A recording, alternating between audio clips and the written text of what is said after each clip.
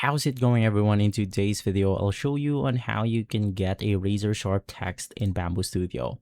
So the first thing that I'm going to do is to just put this example text right here. And then to make the video harder, let's go ahead and choose something very different for us to simply generate. Now let's select this one. And then I'm just going to increase the size into 11 millimeters. And from there, let's select the part option.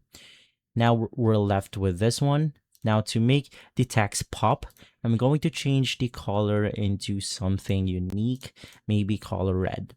So if we do something like slice plate option, as you can see, it's not that perfect.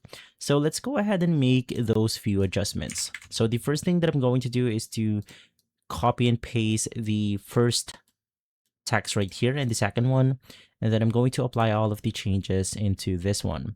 So you want to select the text shape, navigate through quality, and for the line width, you want to change this into something like 0.25.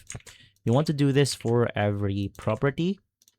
And for strength, you want to change the wall loops to 4 and enable the detect thin wall lining.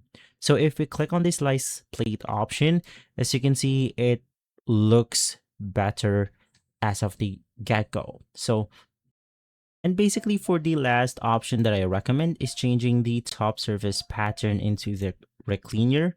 And then you want to change the top shell layers to 6. Now it won't change much, but you could just try it out and see if it looks better. Now for this one, I'm also going to apply the linear. And then if we click on the slice plate option, as you can see, it works a lot better than this one. And so guys, that's basically how you get a razor sharp text in Bambu Studio.